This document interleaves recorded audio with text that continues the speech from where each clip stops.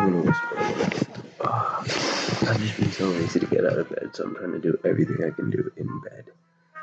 I hope you can hear me. Let me get a little more comfortable. Alright, I'm coming now. Okay. I've had a crazy couple weeks. I am in London right now. I'm staying at Maradu's family's house.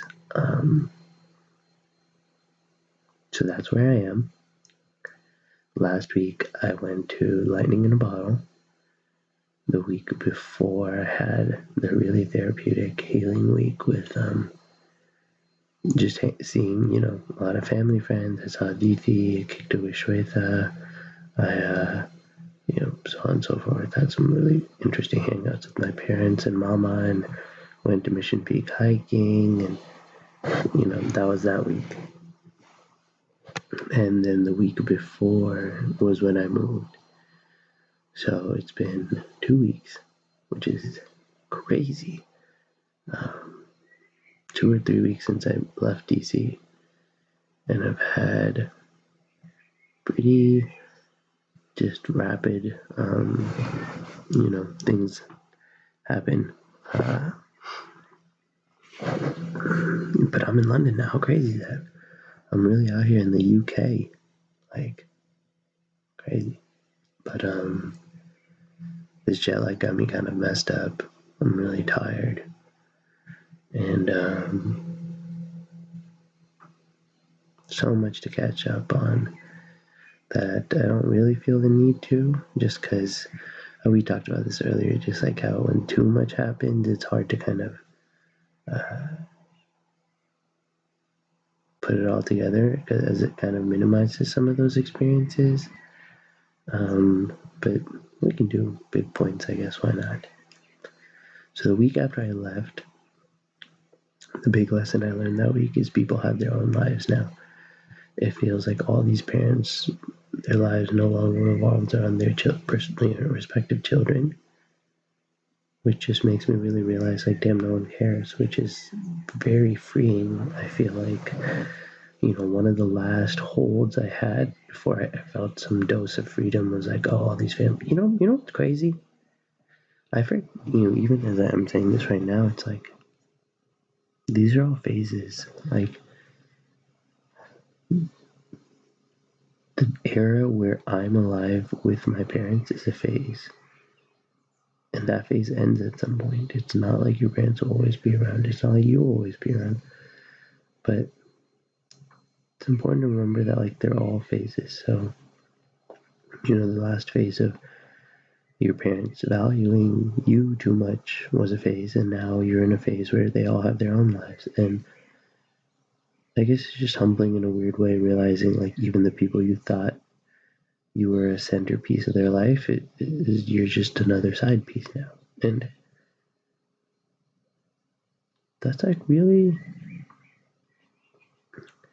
it goes to show that you have to make your own life super important, because no one else, your life is not really important to anyone else. So, like, to you, your life has to be super important, and that's something I think a lot about. Like, damn, I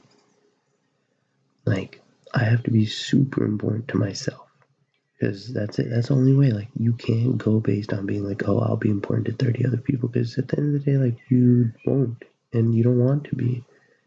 Developing a life where, like, people are dependent on you, to where, like, oh, you're important. Like, in theory, the best way to be important is to not be important, because it's like, if you're important, what that means is other people aren't capable of, like, being self-sufficient. And so, but maybe there's no problem with that. Maybe you need, like, a healthy dose of interdependence. But, if someone can be self-sufficient, why would they? What is the benefit of being dependent on anyone? Even having an interdependent relationship, is self-sufficiency better than interdependency? I don't know. To say that, yeah, but mainly to say that, if you really want to be important, in a weird way, that would be helping everyone around you to become self-sufficient. which in turn reduces your importance. So it's like how to be important is to not be important. I don't know. I'm just speaking some nonsense, but I don't even know how I got there. But yes, okay. But yeah, so that week just really kind of opened my eyes, and it made me think a lot about, spending time with mama and them, and just,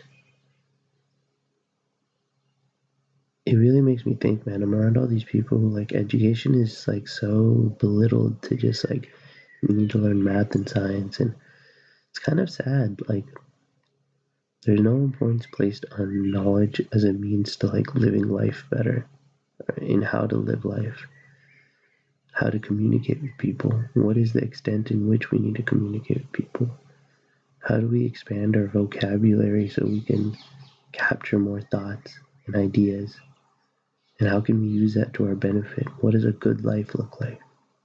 What does it mean to live ethically? What is the purpose of religion? Like, these are all really important questions in living our life, and that is such an important element of education. Education just, to me, is really a means to learning how to live life. And getting a great job might be part of that, right? Getting a job you actually enjoy, having the options to pick a job, having the ability to learn skills to be able to work anything are all great elements of an education. But simply just like, I have a high paying job, like, is not an element in my brain of a good education. Like that alone. I think it's all just like, oh, you have to know math, you have to know. So who gives a fuck? Who gives a fuck about those things? Like, they're important, but so are a million other things. Like, to value one thing so much more than another is, like, really just disrespectful to life. Like, to say math is more important than any other skill, right? Like, to say logical reasoning is more important than emotional understanding, or to say it's more important than physical capability, or to say it's just wrong. Your ability to build a table is as important as your ability to logically reason. And you may create a life where they're not, but what that means is you are limiting the number of things that you can do. Look, you don't need to know how to set up a tent, but the number of things that you can now do in your life is cut by a lot if you don't know how to do that skill. So the point is not what do I need, because in theory, if you are pretty wealthy, you can just sit at home and do nothing and just sit. Like, it's like, your life should not be around, oh, what is it that I need to do the bare minimum I need to survive? Because you don't need to do much. Like, the reason I need to learn how to do knots is not so I can, like, the point is not like, oh, I'm going to use knots every day, but it's like, how many more things can I do with my life? Like, what opportunities open up once I learn that skill? It's not, And so, even talking about this, I think there's a balance between the two. A balance between having a problem and knowing what skills I need to solve my problem. So, for example, let's say I have a problem with tree branches falling in front of my house, and for my local city, we all have this problem, and we want to come up with some sort of solution.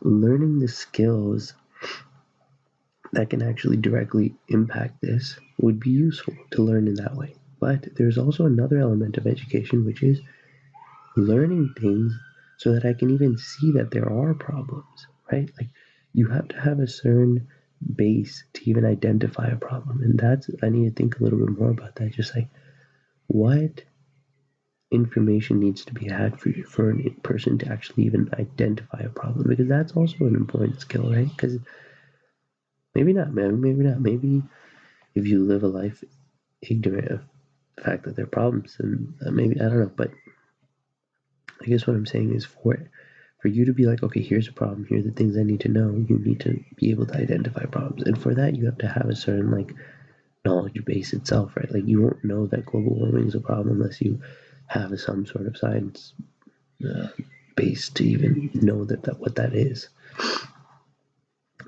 So on and so forth. So I guess I gotta think a little bit more about that. But to say that that week, just spending time with mama and papa and so on and so forth, it just really made me learn just like how much education, like people who are wealthy, people who can like seemingly come off as I've done well for my life, can still be pretty highly uneducated. And I think another strong metric of that is like ability to process new information and adapt your own beliefs to that, right? Like if you're just belittling, minimalizing just anything what anyone has to say just because, oh, you're younger, oh, you understand, as opposed to like hearing what they have to say and understanding maybe there is wisdom in everyone. There's just so many elements, I think, of a good life that education should point at. I don't think it does. So that was a good week. Just helped me kind of focus a little bit. I had a really healing conversation to hang out with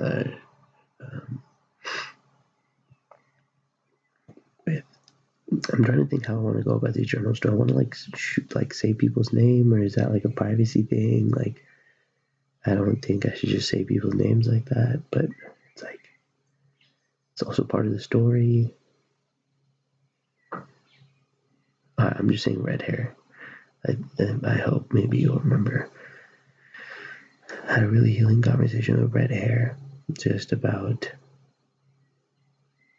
she's not actually like a red hair person. She colored red hair, but it was just about not actually ever fully knowing your impact.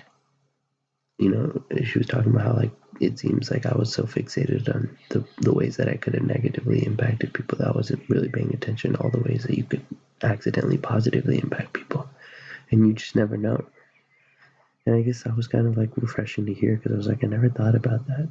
And so instead of fixating so much on like moving forward with the regret, I'm going to just move forward focusing on the present, because I have no idea in the millions of ways, especially in these last couple of years, I could have positively impacted people. All the smiles I've given, the dancing for people, and being kind and acts of service. I've definitely, generated some unintentional positive impact. And so I have to keep that in mind. I am not this like just vortex of negativity, and I'm not that person anymore. So it was kind of nice to hear that. So that was cool.